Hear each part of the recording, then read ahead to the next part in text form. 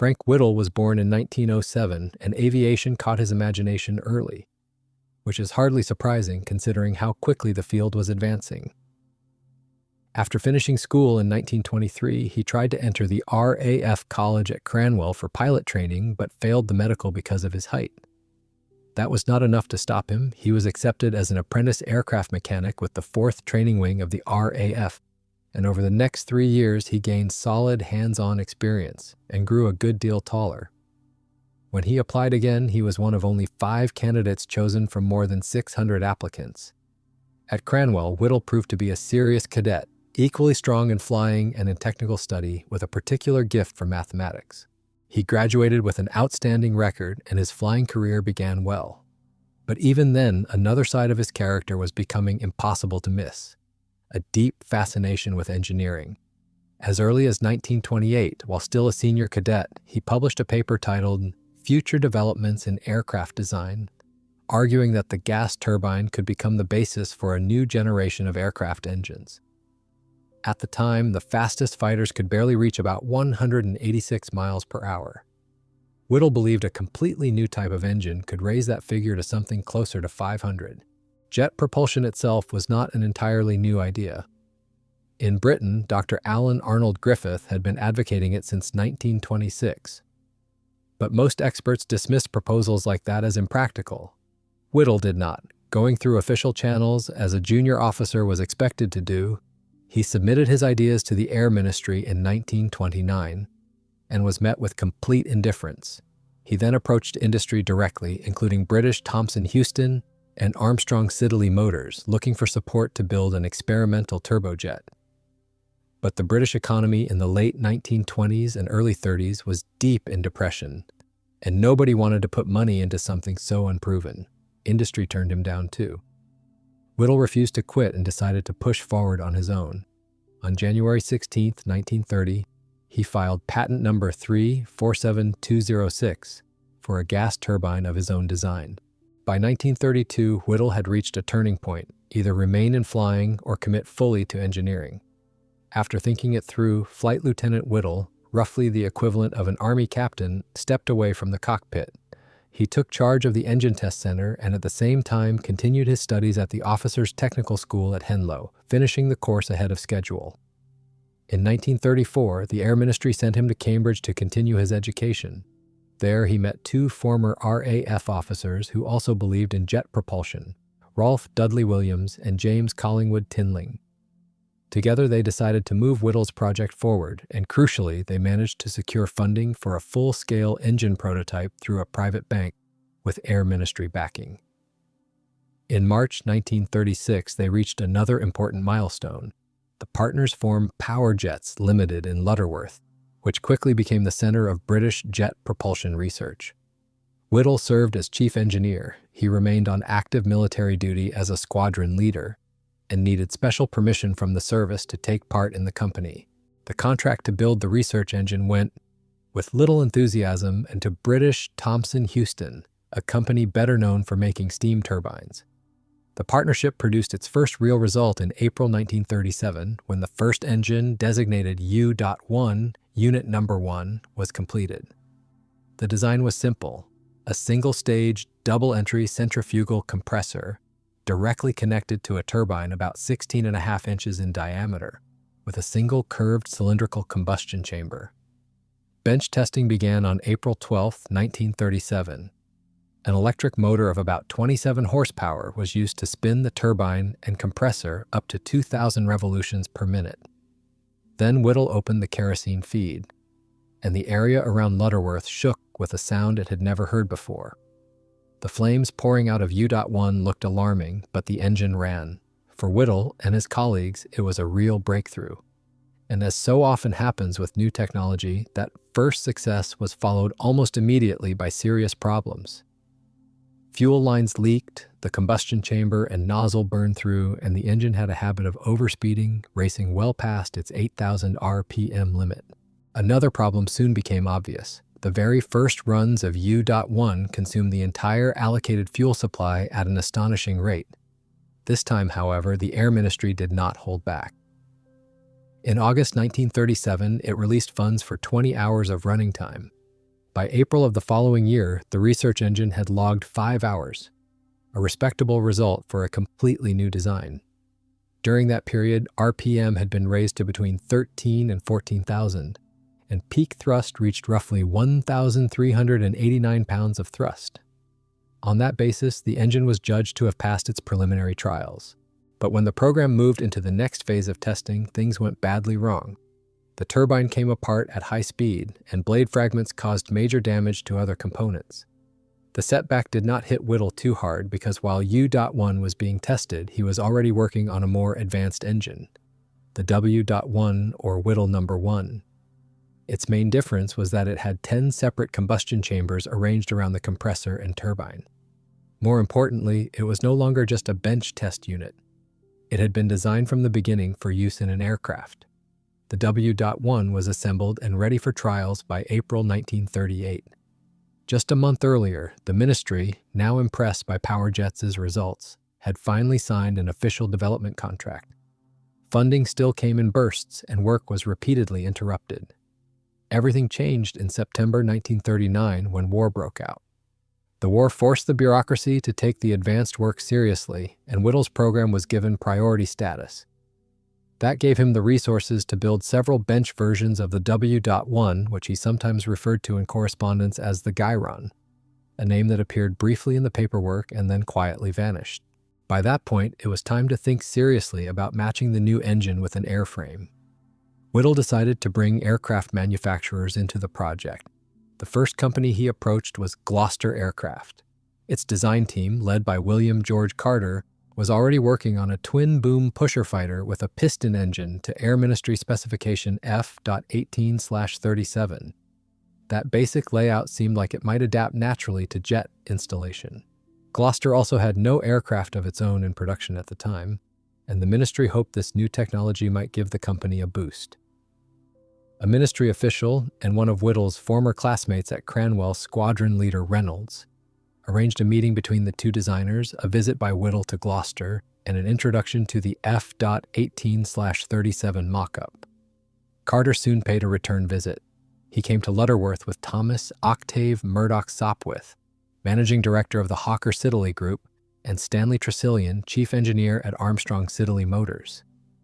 Whittle showed them the W.1 and ran it on the test stand in front of them. Even with thrust limited to about 600 pounds, that was enough. They left convinced that jet-powered flight was real. On February 3, 1940, all parties signed Contract SB/3229 for the design and construction of a jet aircraft to Air Ministry Specification E.28/39. The requirement called for an experimental machine that would prove jet propulsion could work in practice. The engine was expected to deliver around 1,202 pounds of thrust, and the aircraft itself was expected to reach roughly 383 miles per hour. No armament was specified for the experimental aircraft, though the designers were required to leave room for 4 303 Browning machine guns and 2,000 rounds of ammunition. Carter and Whittle considered several possible layouts for the aircraft. The first placed the engine near the center of the fuselage, with air entering through a nose intake and passing through a bifurcated duct that ran around both sides of the cockpit.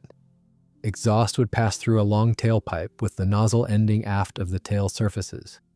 Carter was not enthusiastic about that arrangement. He worried that such a long duct would cost too much thrust, and that a nozzle placed so far back might strike the runway during takeoff or landing.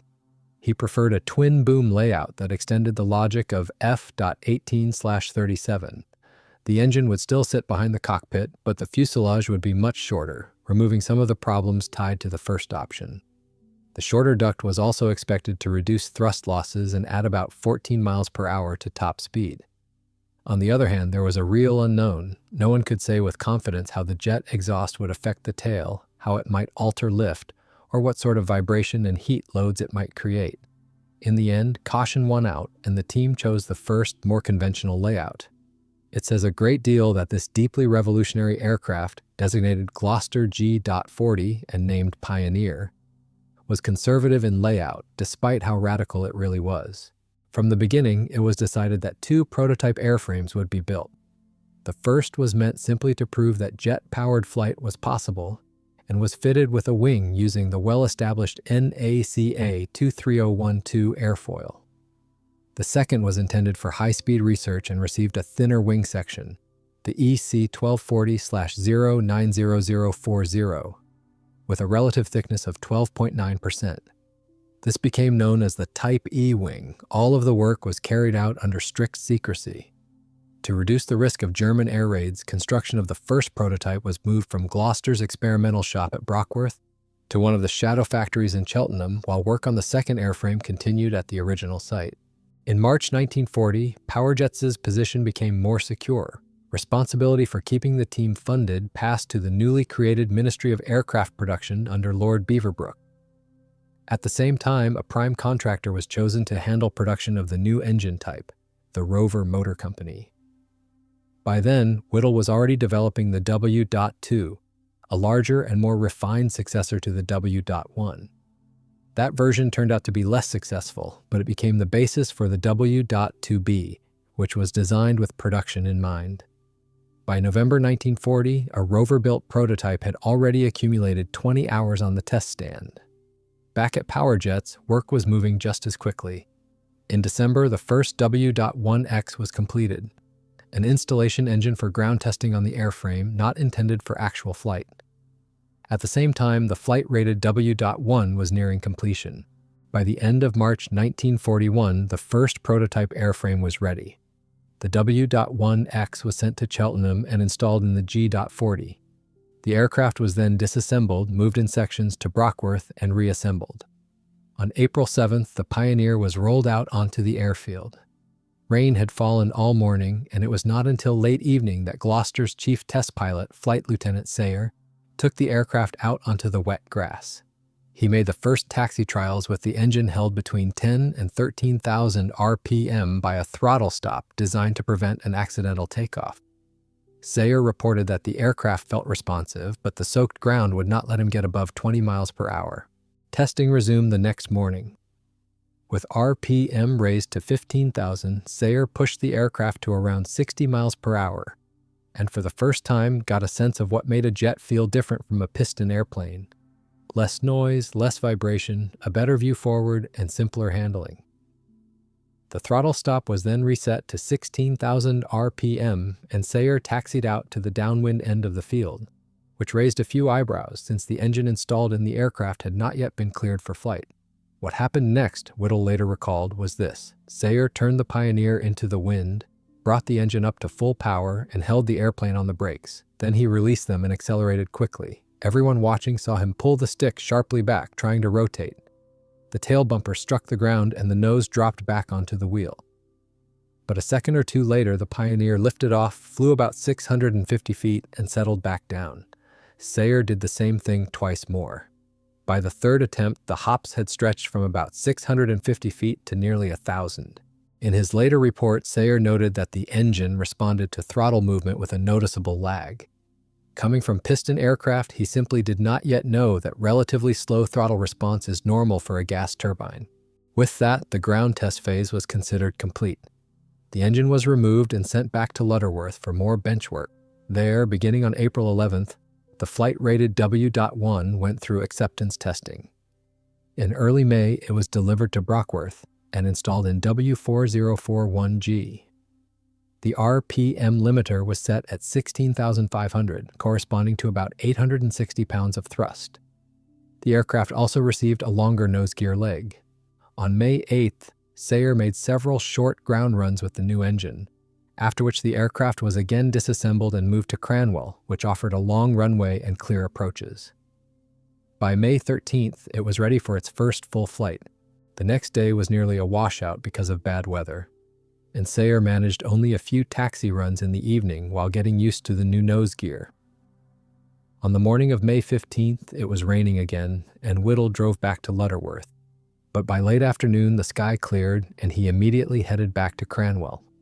He later recalled that while the E.28 was taxiing out to the eastern end of the runway, he and Carter drove out in a car and stopped about a quarter mile from the threshold. At 7:40 p.m., Sayer lined up. He held the brakes, brought the engine up to 16,000 RPM, and released them. The aircraft accelerated quickly and lifted off in no more than about 2,000 feet. It flew a few miles and disappeared into the clouds. For several minutes, the people on the ground heard nothing but the steady whine of the engine. Meanwhile, Sayer retracted the gear and leveled off at roughly 240 miles per hour. He then reduced RPM to 14,000, and the aircraft barely slowed. He made a series of turns, gradually pulled the power back even farther, brought the speed down to 90 miles per hour, and flew several more circuits. Then, Whittle recalled, they saw the aircraft again on a wide, unhurried approach. From the way Sayer flew the descent, it was obvious that he was already completely comfortable with the machine, as if he had been flying it for weeks.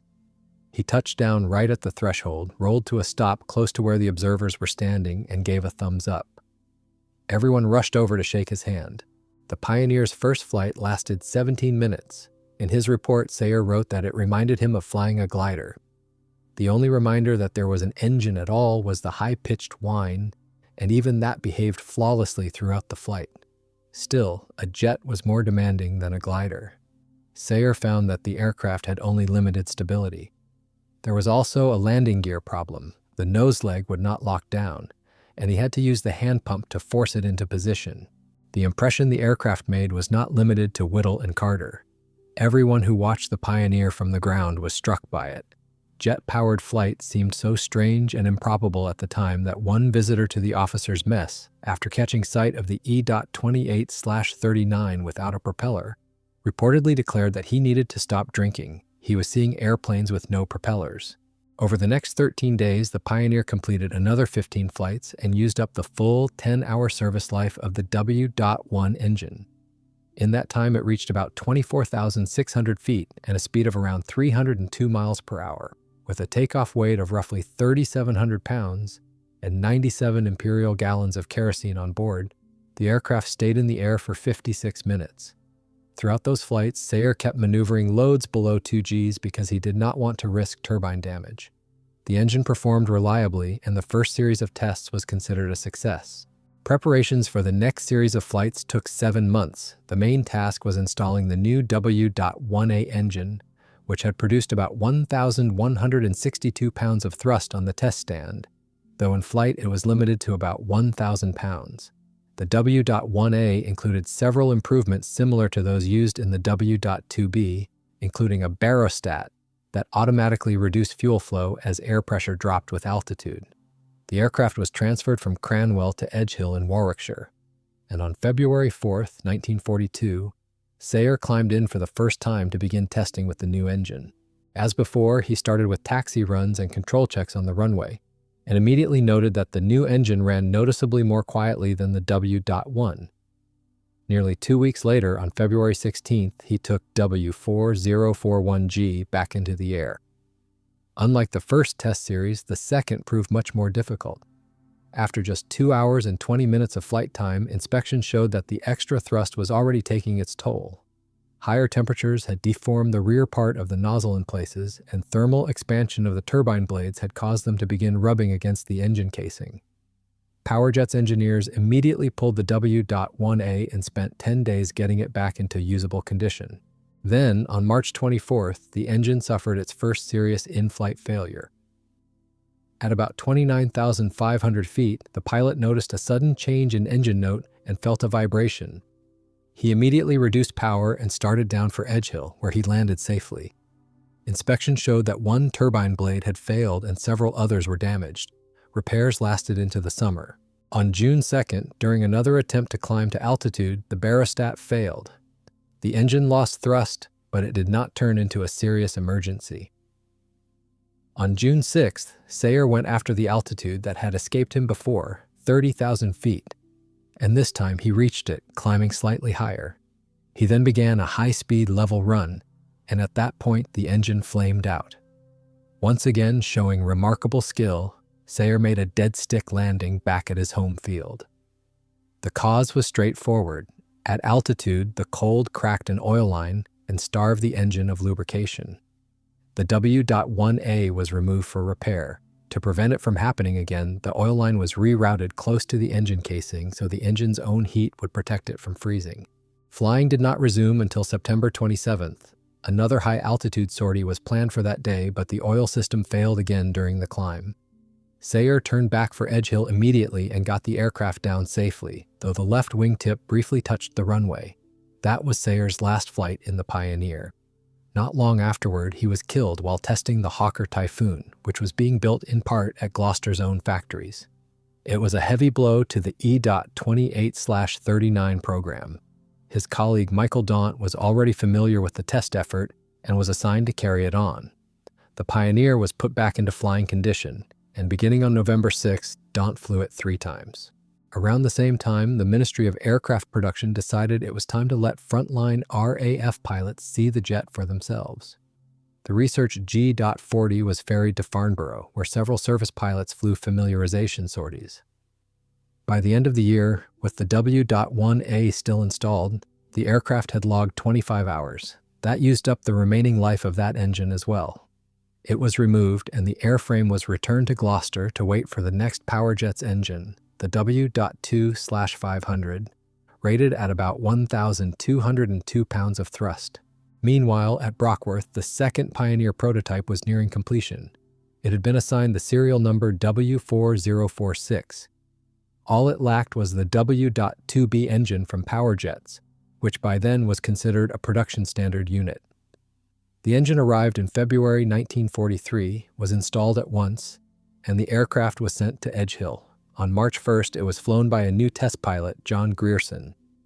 Daunt had been reassigned to test the F.9/40, the prototype of what would become the Meteor. Over the next 2 weeks, Grierson flew 12 uneventful sorties and reached about 413 miles per hour, comfortably exceeding the contract SB/3229 requirement. Daunt was soon brought back to fly W4046 as well. The reason was an upcoming demonstration for senior government officials, including Churchill himself. People at that level tend to be skeptical of anything new, and for a demonstration like that, it was not enough merely to persuade them. You had to impress them. For that sort of job, you wanted an experienced hand like Daunt. On April 17th, Daunt ferried the Pioneer from Edge Hill to Hatfield, making it the first cross-country flight by a jet aircraft in Britain. A Typhoon flew as lead for the leg. 2 Spitfires were scrambled from Hatfield to meet them and join formation. That was the moment Daunt and his lead had planned in advance. He shoved the throttle all the way forward. The Pioneer immediately pulled away and disappeared ahead of the astonished Spitfire pilots. By the time those fighters were turning onto final at Hatfield, the mechanics were already pushing the Pioneer into the hangar. Churchill was delighted, and jet development gained a powerful new supporter at the top of the British government. On May 3rd, W4046 moved to Farnborough, where it received a new W.2B with increased thrust, about 1,521 pounds, up from the previous 1,202. With that engine, the aircraft flew without incident for 50 hours over the next 3 months. During that period, on June 24th, Grierson reached the highest altitude yet recorded in the Pioneer, a little over 42,000 feet. For that flight, he wore a pressure suit and spent 30 minutes breathing pure oxygen before takeoff. Afterward, as other Pioneer pilots had also reported, he noted that lateral control grew worse with altitude, and aileron forces increased noticeably. On June 30th, Squadron Leader Davey took W4046 up on a routine flight. As he climbed through about 37,000 feet, the ailerons became almost unresponsive, and shortly afterward, the control column jammed completely. The aircraft rolled inverted and entered a spin. Davey fought to open the canopy and get out, but the G-loading made that impossible. At around 32,000 feet, the Pioneer was spinning so fast that centrifugal force threw him bodily out of the aircraft, head first through the canopy. Injured but still conscious, he managed to deploy his parachute and use his emergency oxygen. The cause turned out to be embarrassingly simple. Before the flight, mechanics had lubricated the aileron hinges, not with the specified low-temperature grease, but with ordinary petroleum jelly, which had nearly solidified in the cold. It was a reminder, if one was needed, that in aviation, no detail is ever too small. With the loss of W4046, only one Pioneer remained, the original first prototype. That aircraft had already returned to flying with the W.2/500 engine and had resumed operations shortly before the accident. By June 29th, it had made 21 flights, flown by both Daunt and Grierson. The day after the accident, the Type E high-speed wing, originally built for the second prototype, was delivered to Barford, where the test program was then being carried out. Once it was fitted, a new series of experiments began on W4041G starting on July 7th. Those tests showed that stall speed had increased, but only by about 4 miles per hour. On October 31st, the Pioneer returned to Farnborough for another round of modifications. 2 small fins were added to the horizontal stabilizer to improve longitudinal stability. On March 9, 1944, the final phase of Pioneer flight testing began. During that phase, the aircraft logged 10 more hours and reached about 469 miles per hour, the highest speed recorded in Britain up to that point. On April 26th, the W.2/500 was removed. In July, a new W.2/700, rated at about 1,702 pounds of thrust, was installed, and the original wing was refitted. The Pioneer flew again on August 25th. On September 5th, it suffered one last serious incident, the last of its flying career. At about 32,000 feet, a pressure differential caused the canopy to fail, and the fragments damaged the tail surfaces. The aircraft returned to the airfield without further trouble. Engines were changed again in September and December, but by then the goals of the E.28/39 program had already been met. By the end of 1944, after more than 240 flights, the test program was officially closed. The Pioneer was no longer a frontline research aircraft. It had become a museum piece. In the summer of 1945, it was displayed on Oxford Street in London as part of the Victory exhibition. On April 26, 1946, together with the W.1 engine, it was given a permanent home in the Science Museum in London, where it remains today. Taken as a whole, the joint creation of Whittle and Carter was an unqualified success as a research aircraft. The test program produced a huge amount of data that fed directly into the development of British jet aviation, most notably the Gloster Meteor. Whittle's work also influenced American jet development.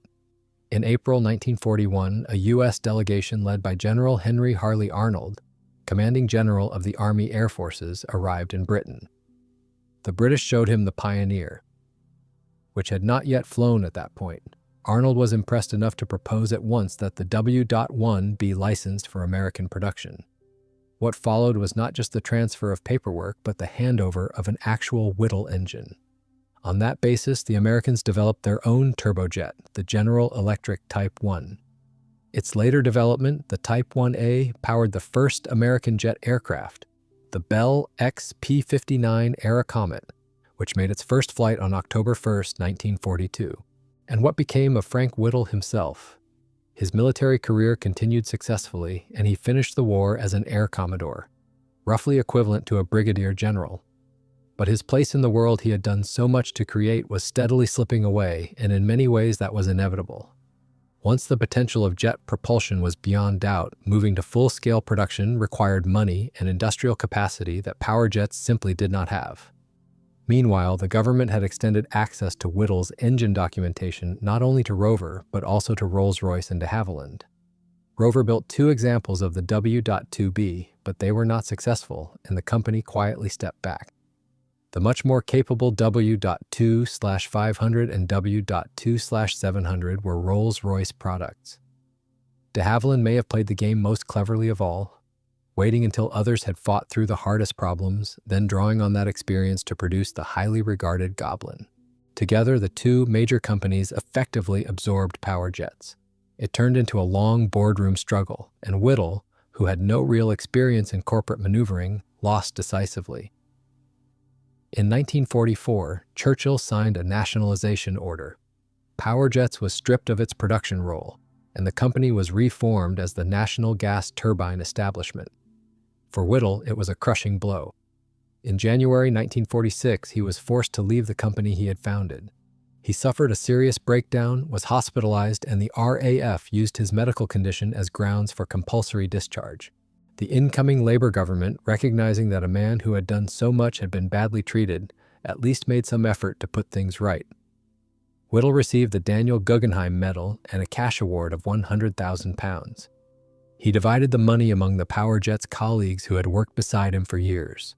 Recognition continued in 1948, when King George VI knighted him and he became Sir Frank Whittle. He went on to work as an advisor and consultant, and he continued inventing, including a drilling system for Shell that grew out of his early turbine work.